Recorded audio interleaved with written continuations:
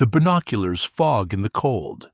A German artillery observer in a concrete bunker above Düren wipes the lenses with a cloth that smells of gun oil and mud, then raises them again to scan the western bank. The Roer should not look like this. A quarter-mile of brown water, where 2 weeks ago there was a fordable stream, farmland, roads that tanks could use. The dams upstream have done their work. 7 feet of floodwater spread across the valley floor, moving fast enough to capsize anything that tries to cross, cold enough to kill a man in minutes. Every bridge is gone. Every ford is drowned.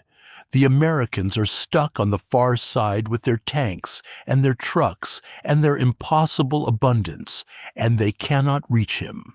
That was the logic. That was why General von Sangen had ordered the dam gates opened on the 2nd of February, 1945. Buy time.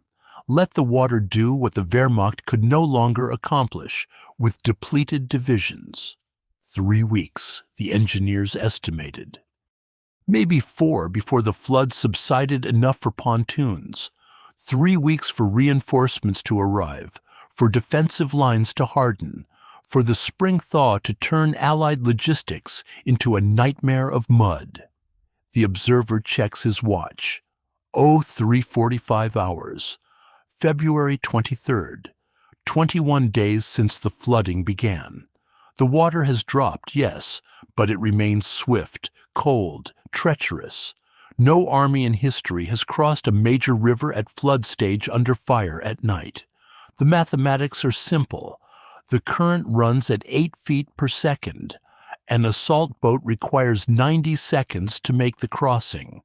That means each boat drifts 300 yards downstream before reaching the far bank, assuming it doesn't swamp, assuming the men inside aren't cut to pieces by artillery, assuming the engineers can somehow build bridges across water that will tear pontoons from their moorings. He scans left. He scans right. Nothing moves on the American side. No lights, no engines. Just darkness and the sound of water rushing through the drowned valley below. He allows himself a thought that borders on hope. Perhaps the Americans have finally learned that some things cannot be bought with industrial production. Perhaps the river itself has taught them something about limits. Then he sees the boats.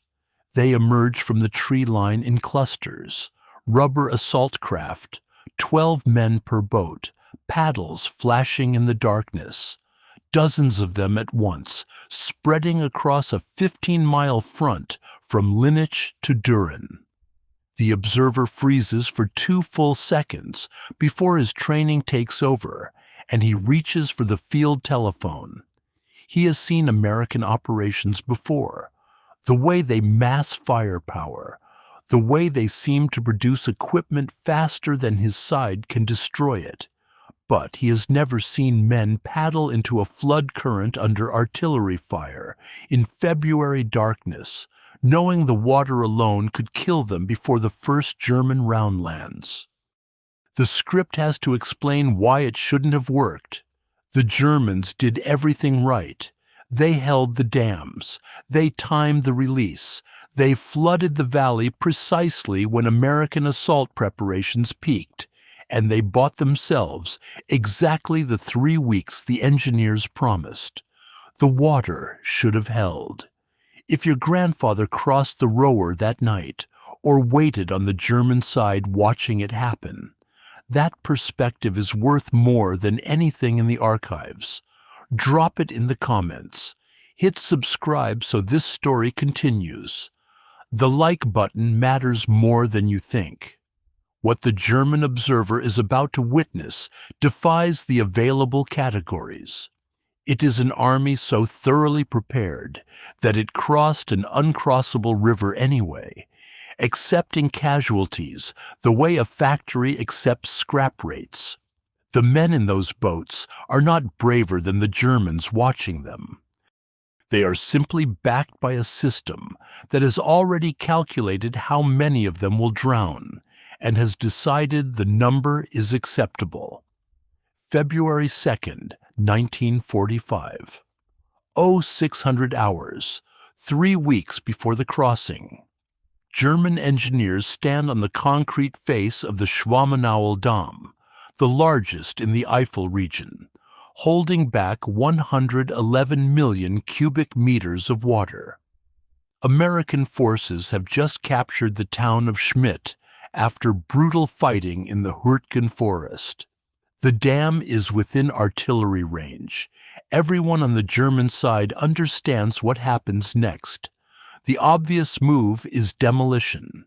Pack the discharge tunnels with explosives, blow the structure, send a wall of water down the Roer Valley that would scour every bridge, every staging area, every ammunition dump the Americans have built. A catastrophic flood would buy months, not weeks. It would reshape the geography itself. But the engineers have done the calculations, and the calculations say no. A sudden rupture would empty the reservoir in hours.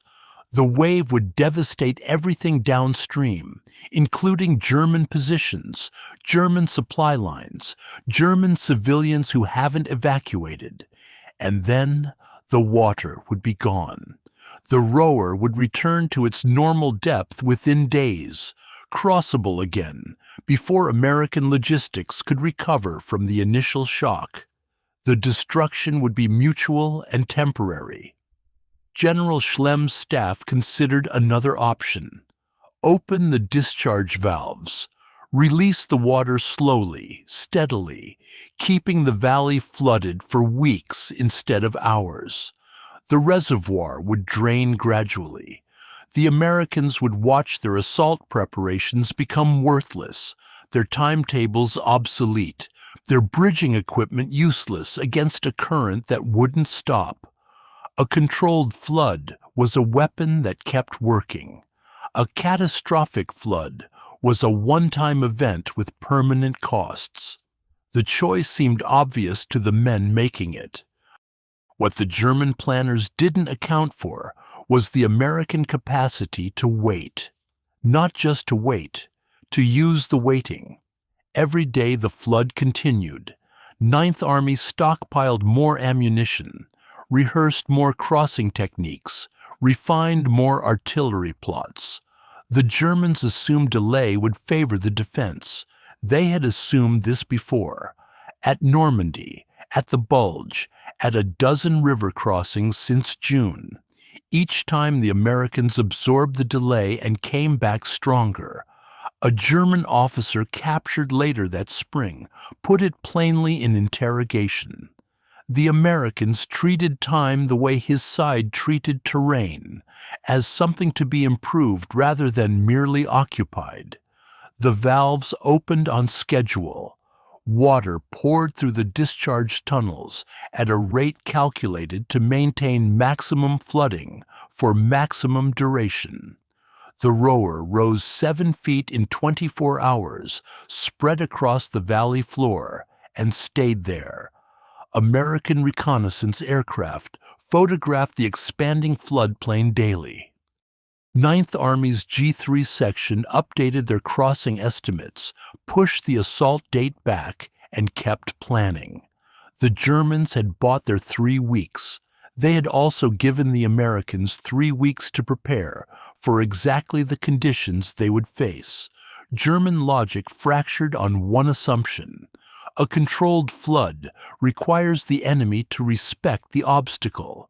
It requires them to wait until the water subsides, then cross under normal conditions. The Americans did wait, but not for normal conditions. They waited for conditions that were merely possible instead of impossible. 8 feet per second, current versus 12, quarter-mile crossing distances versus half-mile, the line separating difficult from suicidal. German engineers had optimized for maximum inconvenience. American engineers had optimized for minimum feasibility.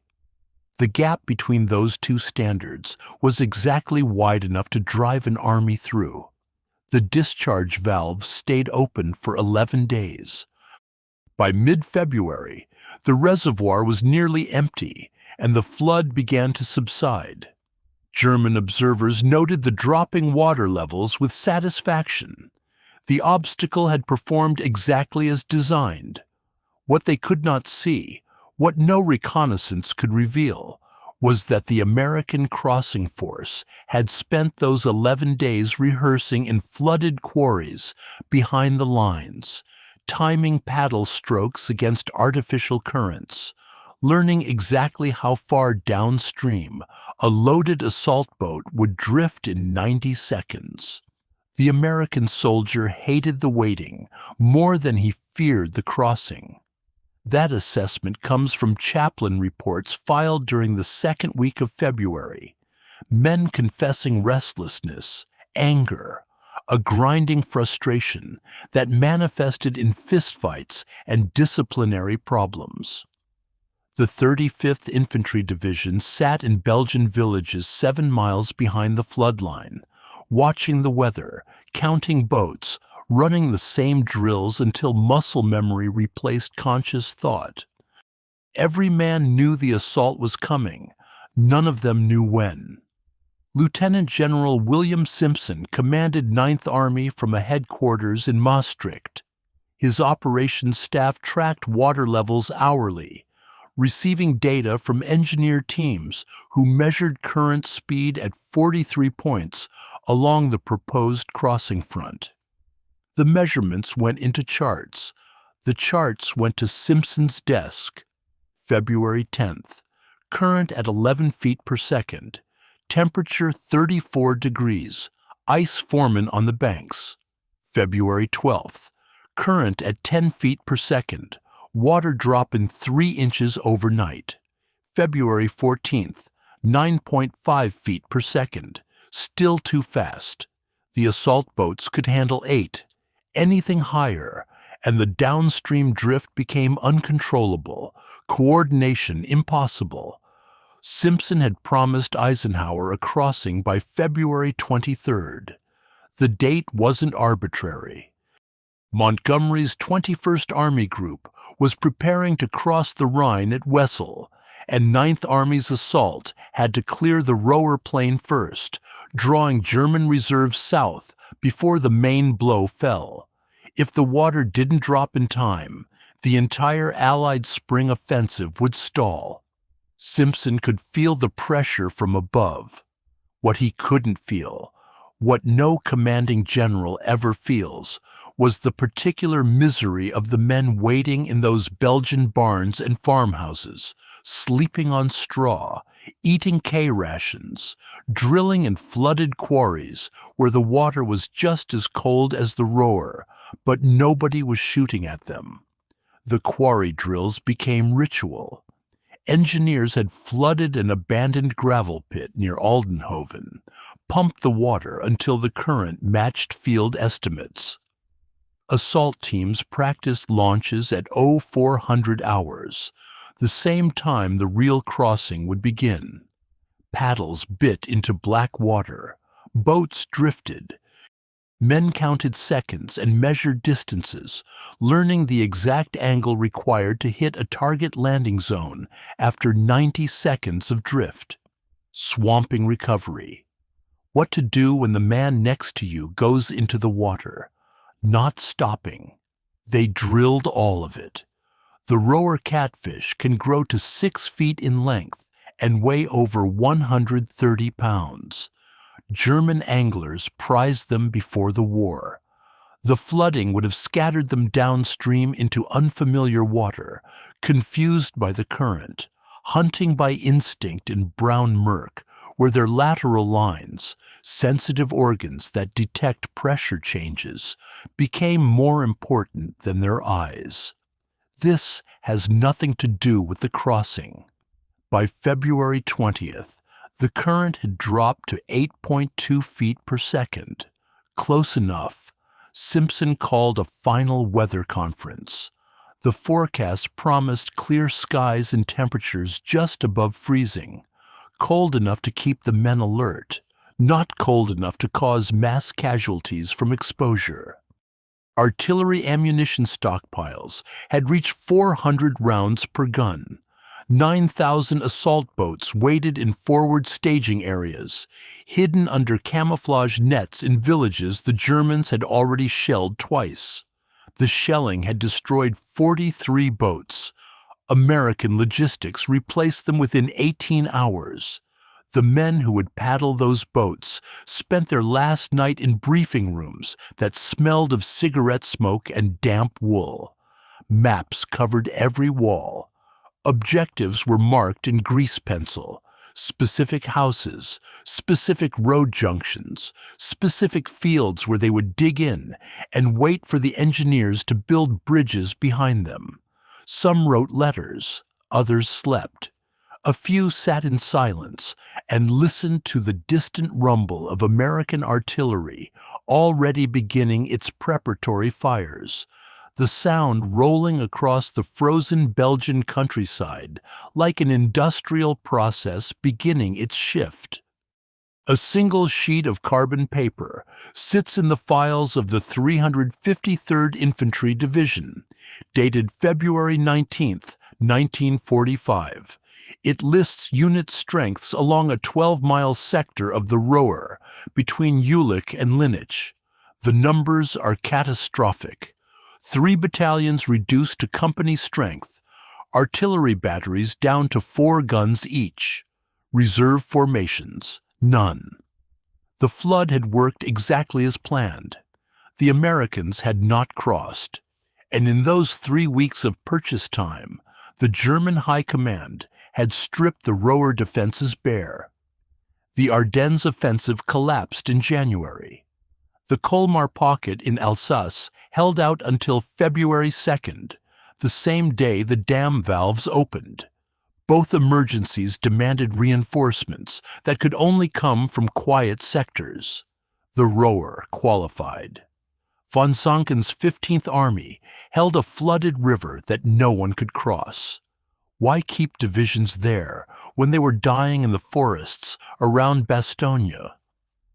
The transfers began within days of the flooding. The 3rd Panzer Grenadier Division moved south. Elements of the 9th Panzer followed. Infantry replacements that should have filled the depleted Volksgrenadier units went to Alsace instead.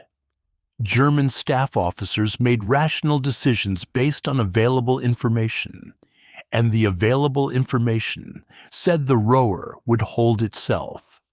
A captured German battalion commander described the logic after the war. He had watched his sector thin from 3,000 men to 800 over 2 weeks. His requests for replacements went unanswered. His ammunition allocation shrank. When he complained to division, the response was always the same.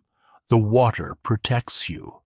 The Americans cannot cross until March at the earliest.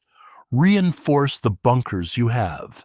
Dig fallback positions. Wait. The battalion commander followed orders.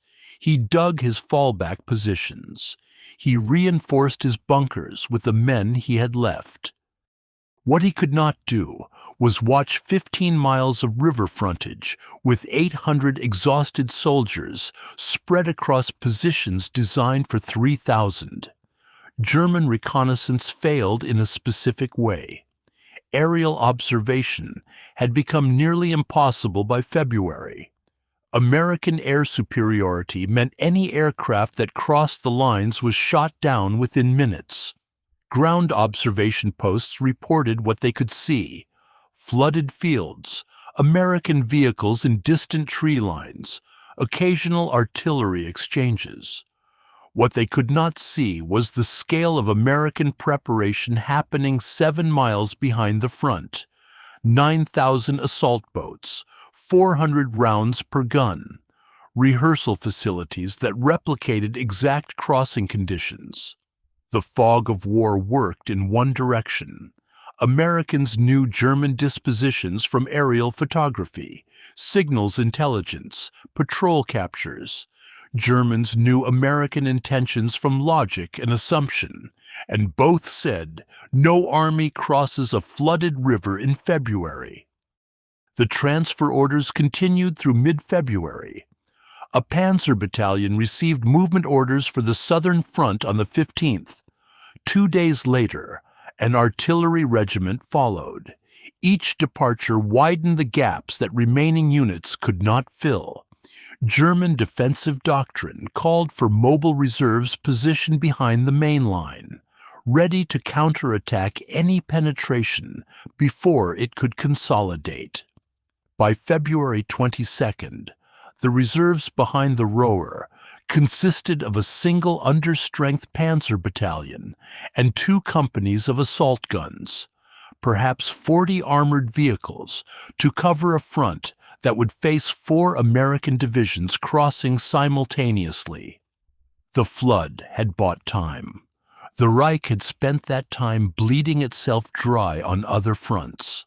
The water hid everything on the American side. It hid nothing about what was happening on the German side. A defensive line hollowing out day by day, commanders watching their strength reports shrink, everyone waiting for reinforcements that had already gone somewhere else. The artillery observer in his bunker above Düren would call for fire support in 6 hours. The guns he expected to answer were already in Alsace. The water smells of diesel and rotting vegetation. Private first class. Harold Denny, 23 years old, from Akron, Ohio, can taste it every time he breathes through his mouth. The assault boat rocks beneath him as 11 other men settle into position, paddles gripped in hands, already numb from the February air. 0245. Somewhere behind them, artillery tubes are elevating. Somewhere ahead, German machine gunners are listening to the silence before the barrage begins. The first shells land at 0246. 400 guns firing simultaneously produce a sound that stops being sound. It becomes pressure, a physical force that compresses the chest and makes rational thought difficult. The men in the boats feel the concussions through the wooden hulls. Across the river, the eastern bank disappears behind walls of dirt and flame. German bunkers that had survived weeks of preparatory bombardment now absorb concentrations of fire that turn the air itself into shrapnel. The barrage will lift in 45 minutes. By then, the first wave needs to be across. Boat handlers push off from the western bank. Current takes them immediately. The drift calculations from the quarry drills prove accurate within seconds. Boats angle upstream at 30 degrees, paddles digging hard, every stroke fighting physics. A fully loaded assault boat weighs nearly 2,000 pounds. The rower pushes against that weight at 8 feet per second. Men who had practiced this in training now discover what practice could not simulate. The water is colder, the current stronger, the darkness more complete, the fear more isolating than any rehearsal. German machine gun positions begin firing at 0252. The gunners cannot see targets. The smoke and dust from American artillery has reduced visibility to yards, but they know the crossing lanes. Predetermined grazing fire sweeps back and forth across the water. Tracers skip off the surface, green and white lines that look almost beautiful until you understand what they represent. 1 tracer round for every 4 ball rounds. The darkness between the visible lines is filled with bullets. Boats begin swamping in the first 5 minutes. Not from enemy fire, from the current. Men paddle out of rhythm. The bow swings. Water pours over the gunwale. Recovery procedures from training. Shift weight. Bail with helmets. Keep moving. Some boats right themselves. Others roll. Men go into water that will kill them from cold exposure in 15 minutes. The ones who make it to shore do so because other boats don't stop to help. The drills had been explicit about this. Private Denny's boat takes a burst through the port side at 03:08. 2 men wounded, 1 dead before he slides off the seat into the bilge.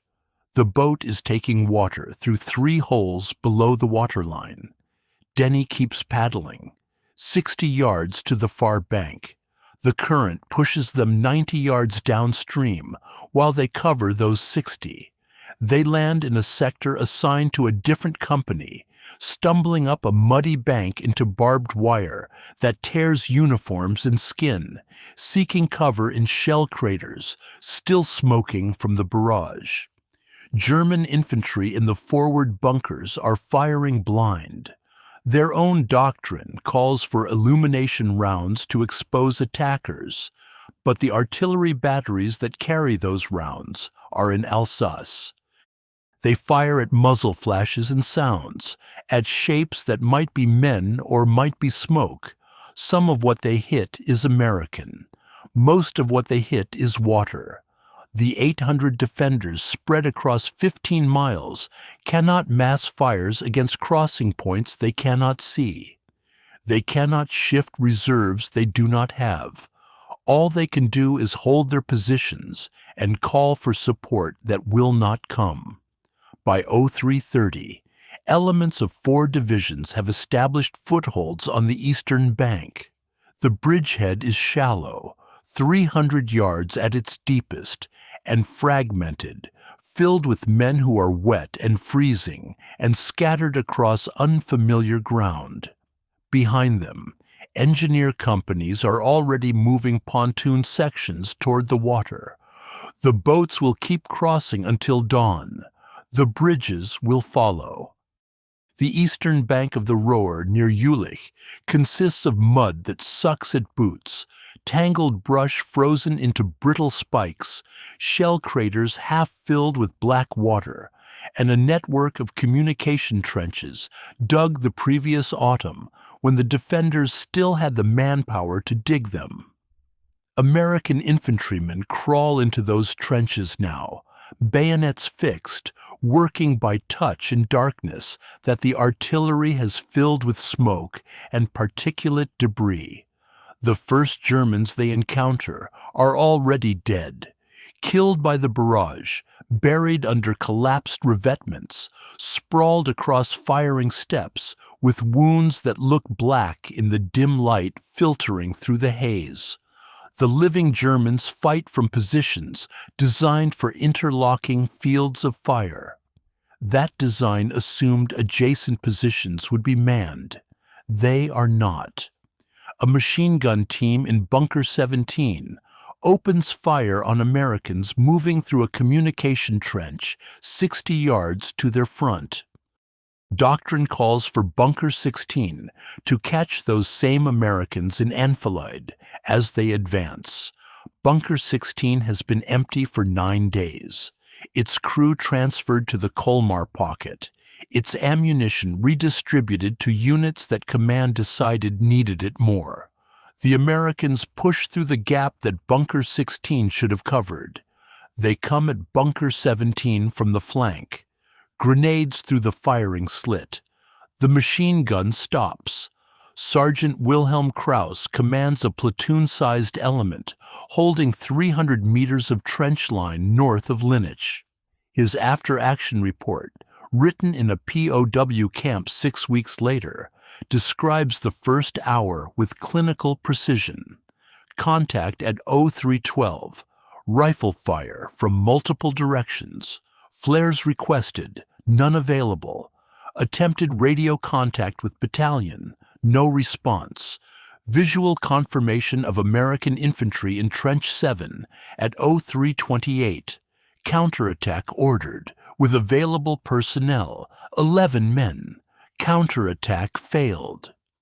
Withdrawal to secondary positions at 0341. The secondary positions held for 19 minutes. American infantry training emphasized close combat in ways that German doctrine of 1944 no longer matched.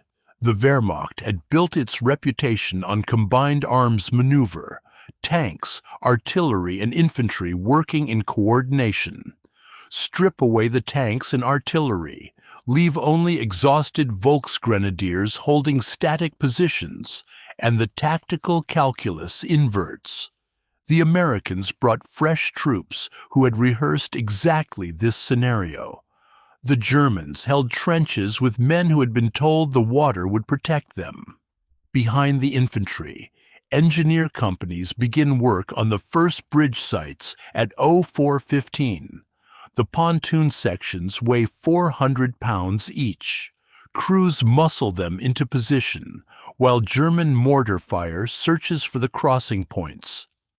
The mortars are firing on pre-registered coordinates, accurate enough to matter, infrequent enough to suggest ammunition constraints.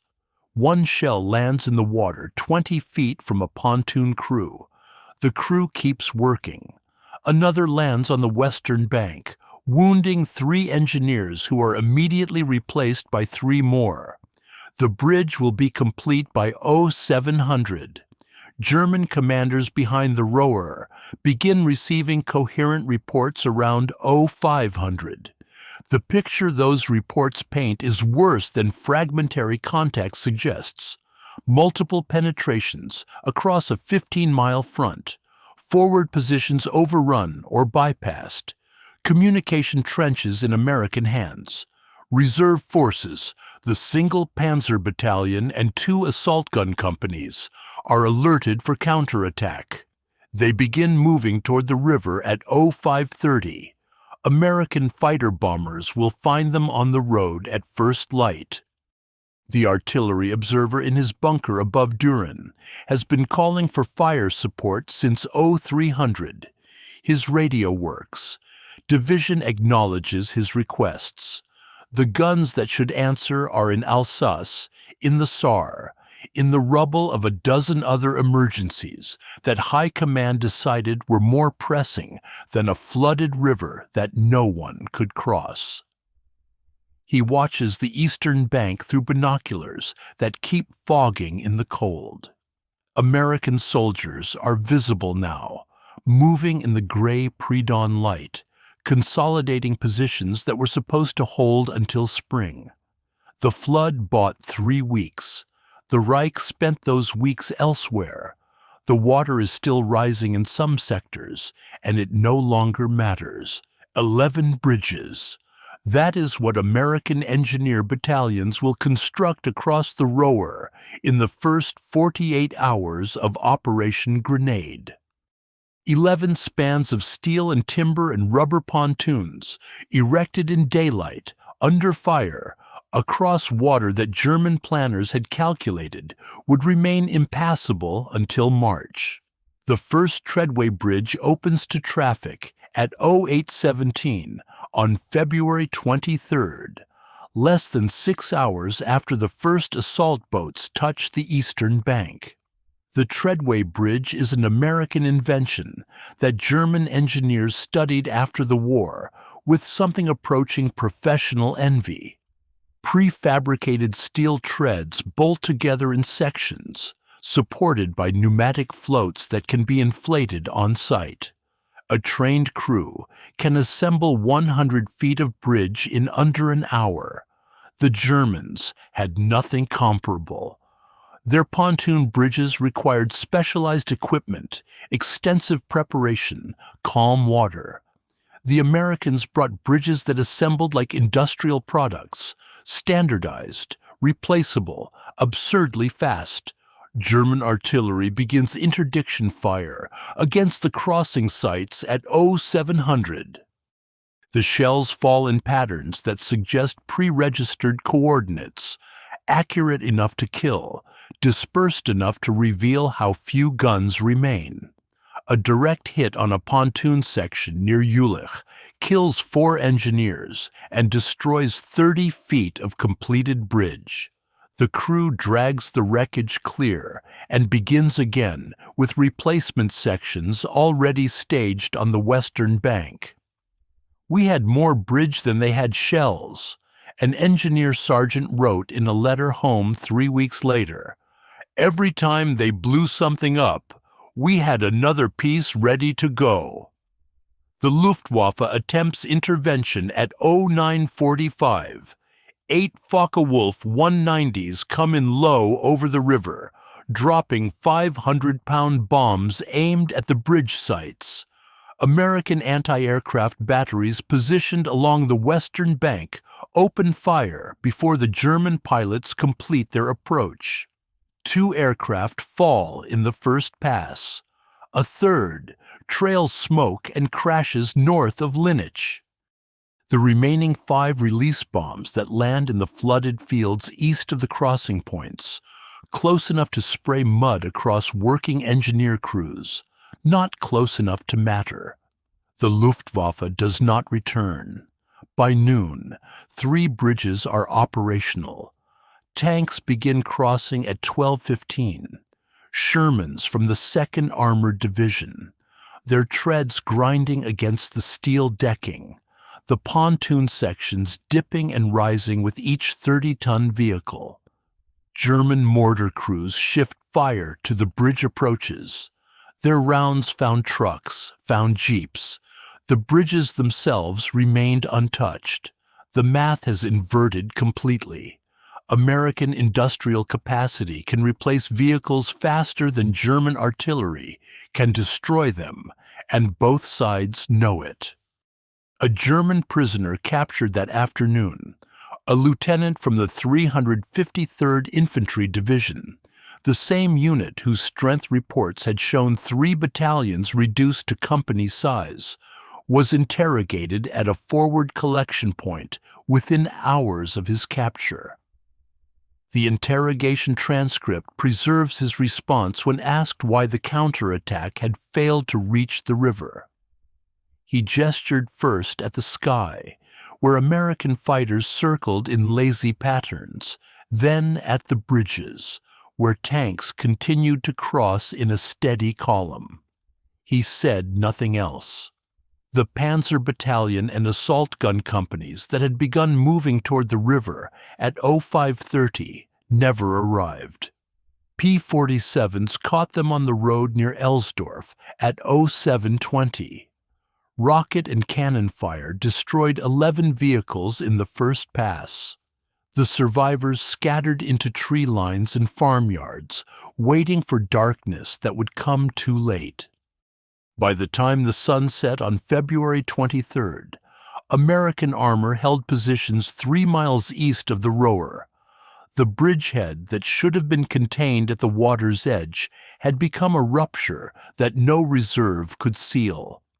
The artillery observer in his bunker above Düren watched the tanks cross. His binoculars had stopped fogging. The morning sun had warmed the concrete enough to stabilize the temperature. He could see everything clearly now. The bridges and the armor, the endless columns of American vehicles streaming east. The flood had bought 3 weeks. The bridges took 6 hours. The water could not hold what the Reich could no longer defend. "We were not defeated at the river," a German colonel from the 12th Volksgrenadier Division wrote in a Foreign Military Studies report completed in 1947. "We were defeated in the hours after the river, when we discovered that holding the line no longer meant anything, because there was no longer a line to hold." The distinction matters. The crossing itself cost the Americans fewer than 1,000 casualties across all 4 divisions, a number that would have seemed fantastically optimistic to the planners who had watched the Roer rise for 11 days. The breakout that followed cost the Germans everything. Units that had survived the initial assault found themselves bypassed, cut off, watching American armor roll past their positions toward objectives that lay 10, 15, 20 miles behind what had been the front.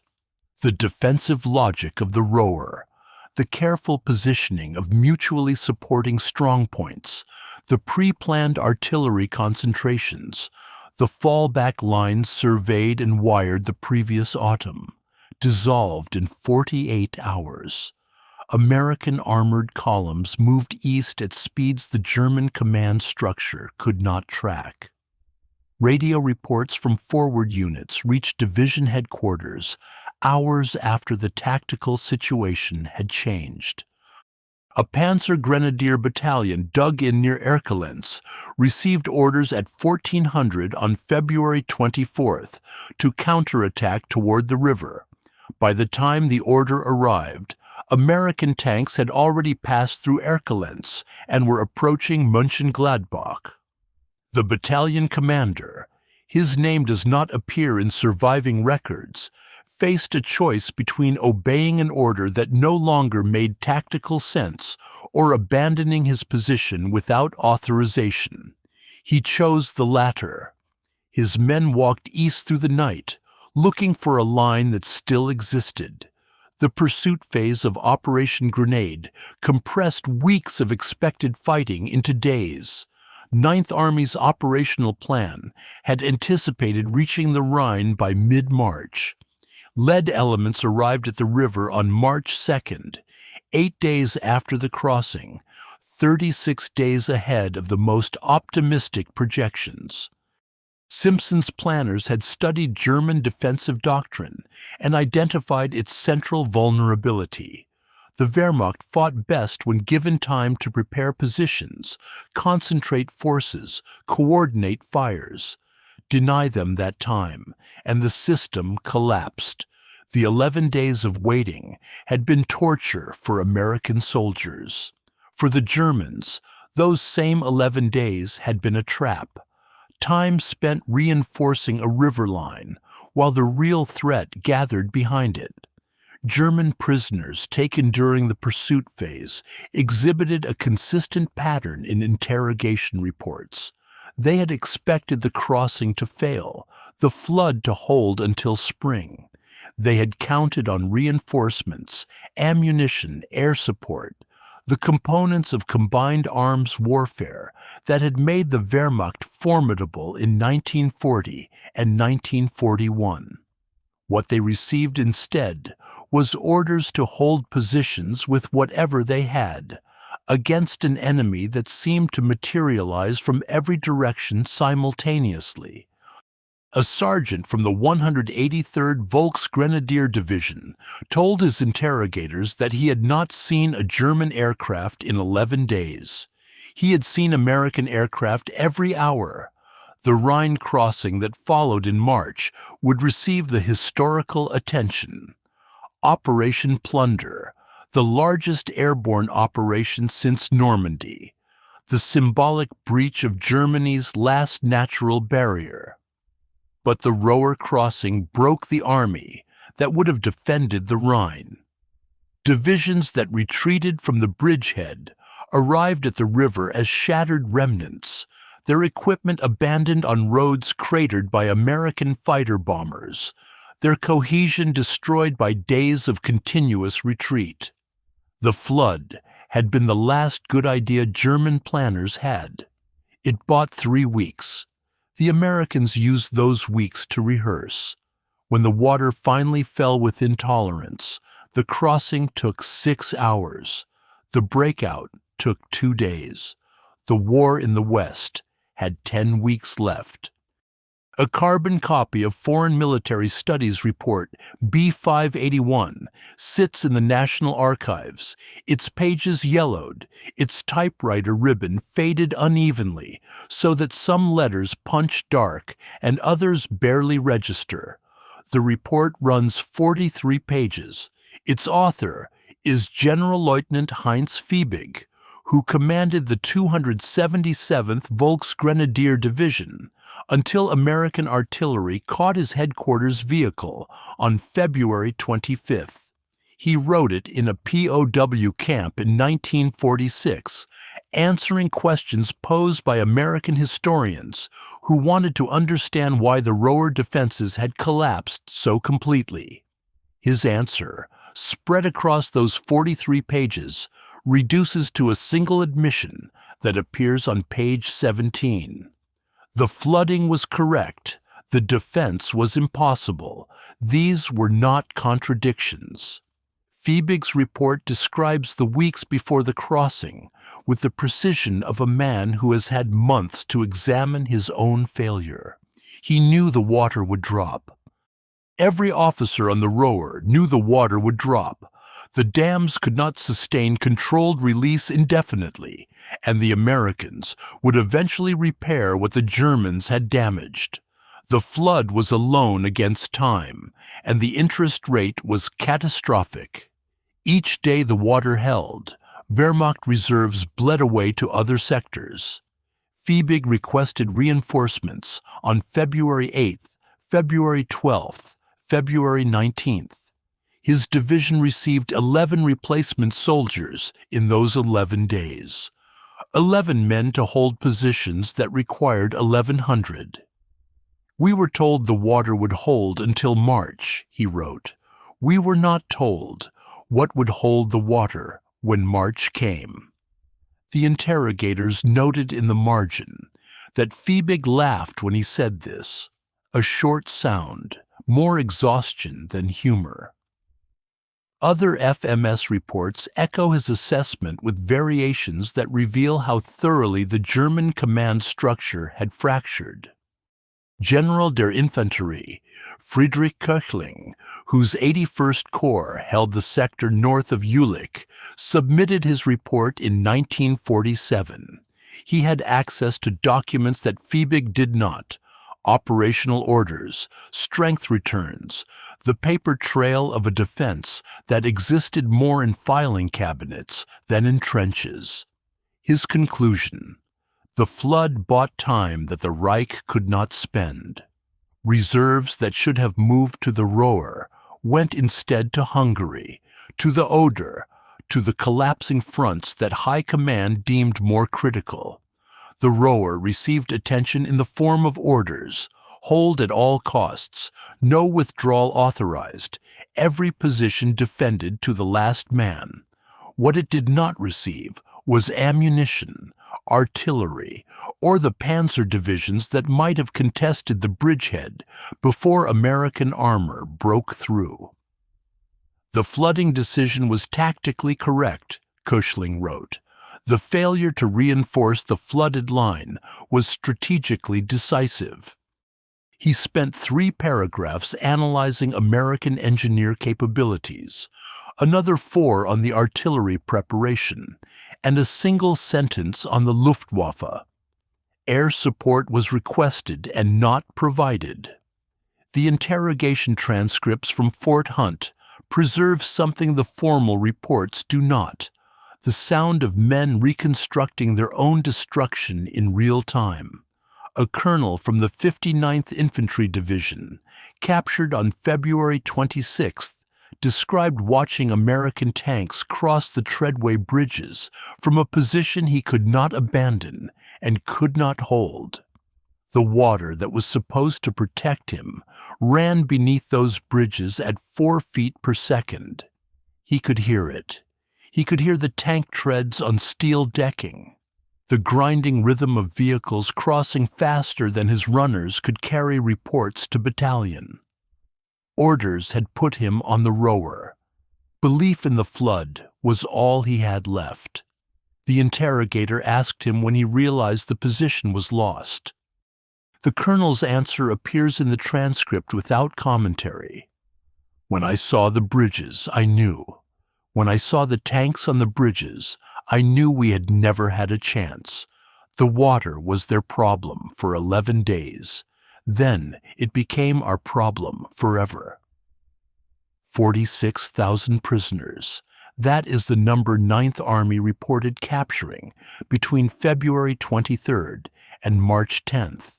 More men taken in 16 days than the entire German force that had defended the Roer when the water began to rise.